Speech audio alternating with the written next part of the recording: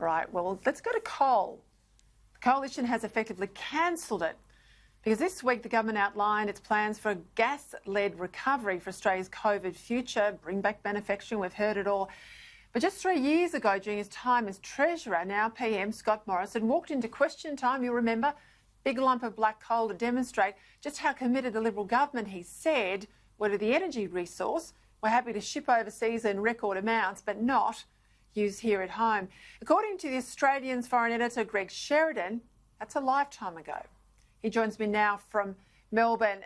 Greg, you know, I don't mind telling people, I read your piece in the Oz this morning, and I think I shot it around to about 200 people. I said it's absolutely brilliant. You made the point, you underscored the point, how conservative governments embrace long-term strategic defeat. You know, 1,000 tactical victories, you said, as they march backwards, and that the coalition has lost the coal argument. Tell us more. Well, Peter, it's lovely to be with you. Yeah, look, so this was a sad column for me to write, really. But, you know, when the coalition came into government in 2013, they were committed to more coal-fired power stations. And as I outline in the column today, coal is booming all over the world except for Europe and North America and Australia and New Zealand. China has got putting in hundreds of coal-fired power stations. Japan has got 20. Indonesia has got dozens on board.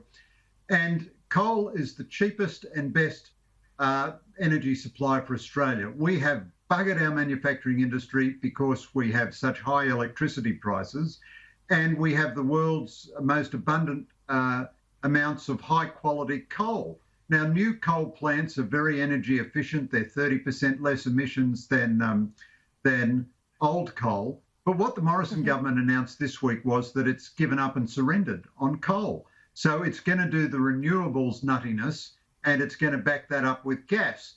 That means we will have much higher electricity prices than we should have. But what it also means is that the Liberal national parties can no longer win any battle of ideas. In the end, they fight for a little while and then they give up. They don't have enough allies in the media. They don't have enough cultural institutions to help them. And they're not very good at the battle of ideas anyway. So 3 years ago, as you said, Scott Morrison was brandishing a lump of coal, saying, here it is. This is Australia's energy source. And now, you know, coal has joined that sort of fantasy list of technologies the government says it might come back to one day in the never, never. In the meantime, we're going to suffer through the high costs and unreliability of renewable power backed up by gas, which is certainly much more expensive than coal. It makes sense. It would make sense if the rest of the world was headed where we are. But our coal is powering economies around the world, in particular some big economies that could be a strategic threat or are a strategic threat to Australia. What I don't understand, you know, I was back there in 2013. I was actually back there in the opposition years when everyone said you can't take on the Greens and Labor over environmental policy. You can't win a fight against a carbon tax. And we argued you can. Tony Abbott said, absolutely, you win it on principle. This is a philosophical argument about where you want to see Australia in 20 and 30 years' time in our prosperity. So every election where voters have had a choice, they've reinforced their demand for baseload power. So how is it, Greg? Labor and the Greens keep losing these elections, but they basically have won the argument with a coalition government in power when they were elected in 2013 to stand up on this stuff. Look, you're absolutely right, Peter. You make a profound point. The voters keep voting for coal. We had an election recently that was decided on a populist pro-coal, pro-Indian investment revolt against the elites in Australia.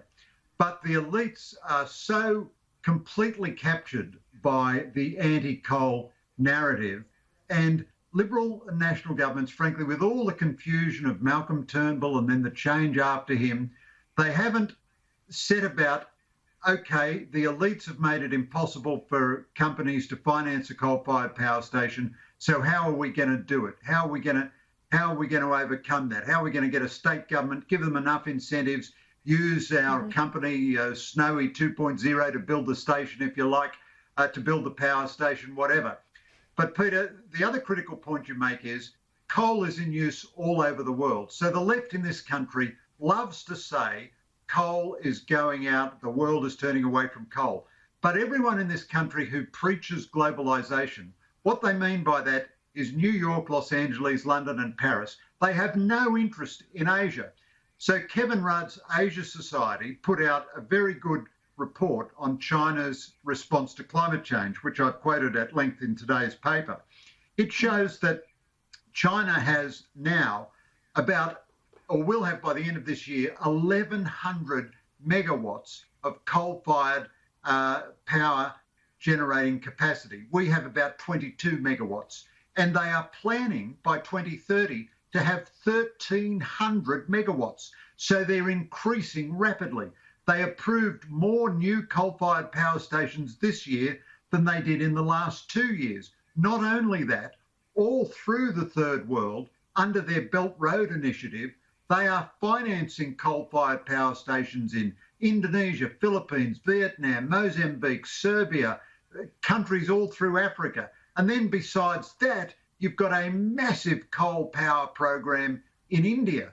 Now, it would seem to me that a globalisation project which doesn't take account of China, India, Southeast Asia and Africa is not really globalisation. What you've got in Australia is a very second-rate elite, which is entirely derivative of the New York Times and the BBC, and just trots out their cliches.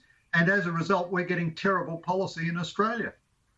And we need a coalition government, if there ever was anyone, to stand up on this issue because, as you say, scorched earth everywhere else. Keep writing on this, Greg. As I said, cracker of a column today. Had to get you on tonight. I hope everyone who's out there can get a copy of The Australian and read it. Go to my Facebook page. There's a link. Sign up to The Australian. Greg Sheridan, thank you as always. Thanks so much, Peter. Thank you very much.